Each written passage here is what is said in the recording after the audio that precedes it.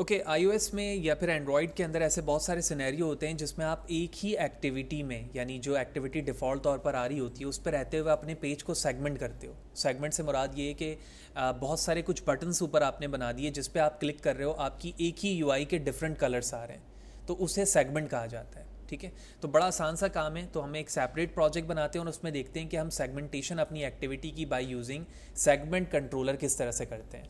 तो इस तरह करने के लिए हम सबसे पहले तो एक क्रिएट प्रोजेक्ट करते हैं और सिंगल व्यू पेज लेने के बाद मैंने इसका नाम रख दिया डेमो_3 और साथ ही साथ मैंने इसका नाम सेगमेंट भी रख दिया ताकि जस्ट फॉर द अंडरस्टैंडिंग हमें याद रहे।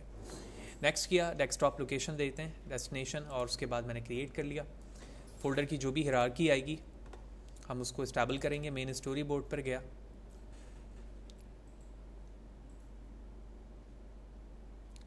मैक्सिमाइज करते हैं और इसे हमने यहाँ से इस्टेबल किया इस पोजीशन पर। डबल सर्कल पर क्लिक किया ताकि बैक एंड फ्रंट एंड दोनों आ जाए। अल्ट प्रेस करके जूम इन जूम आउट कर सकता हूँ मैं अपनी एक्टिविटी या फिर सिमुलेटर को। और यहाँ पर आने के बाद मैंने लिखा SEG, तो आप देख रहे हो सेगमेंटेड कंट्रोल्स लिखा आ रहा है। Display multiple segment each of which function as a discrete button, जो इसकी डिस्क्रिप्शन लिखी हुई आ रही है कि आप मल्टीपल सेगमेंट कर सकते हो अपने पेज को और जो फंक्शन होगा वो एक डिस्क्रीट बटन की तरह करेगा। ठीक है, तो सबसे पहले तो मैं अपने सेगमेंट को यहाँ पर ड्रॉप करता हूँ और यहाँ पर लिखा आ रहा है फर्स्ट एंड सेकंड। जूम करता हूँ मज़ीद, तो पहले मैं इसको टॉप पे लेकर जाता हूँ और यहाँ से ड्रैग कर लेता हूँ। तो अभी आप देख रहे हो कि इसमें 2 लिखे आ रहे हैं ना डिफ़ॉल्ट। ठीक है, अब मैं चेंजिंग करता हूँ, तो मैं यहाँ पर आता हूँ, यहाँ लिखा हुआ है सेगमेंट कंट्रोल में सेगमेंट की क्वांटिटी कितनी लिखी है 2। ठीक है भाई, मैंने इसको कर दिया फॉर एग्जांपल 4। आप अपनी मर्जी के मुताबिक जो काउंट चाहते हैं वो कर सकते हैं। 4 करने के बाद ये 4 पार्टीशन पे डिवाइड हो गया।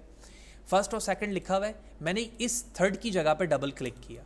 जब आप क्लिक करोगे ना तो इस तरह से एक बॉक्स आ जाएगा, इस पर लिख दिया मैंने थर्ड। आप चाहो तो नंबर्स लिख सकते हो 1 2 3 4, ये आपके ऊपर है। उसके बाद फिर चौथे वाले पे गया, डबल क्लिक यहाँ पे गया और यहाँ पे लिख दिया फोर्थ।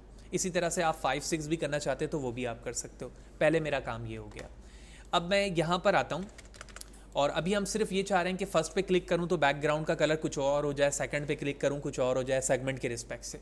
तो मैं डायरेक्टली अपने इस कंट्रोलर को विच मीन सेगमेंट कंट्रोल को ड्रॉप करता हूँ यहाँ पर और इसका एक एक्शन परफॉर्म कर लेता हूँ।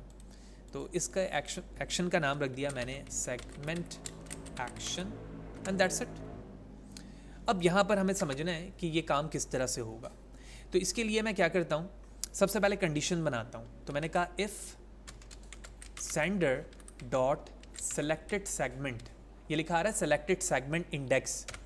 इंडेक्स का मतलब ये है कि अगर मैं इसकी बात करूँ जिसका मैंने अभी एक्शन बनाया है, 0 पे फर्स्ट मौजूद है, 1 पर सेकंड है, 2 पर थर्ड है और थर्ड पर फोर्थ है, यानी इंडेक्स नंबर 3 पर फोर्थ है।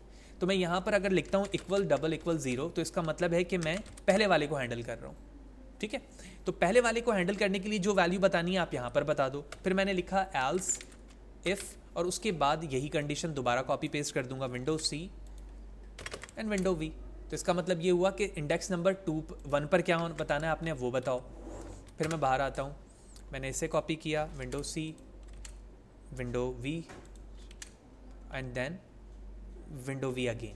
सारी कंडीशन हो गई। यहाँ पर मैं इंडेक्स 2 कर देता हूँ, यहाँ पर 3 कर देता हूँ, दैट्स इट।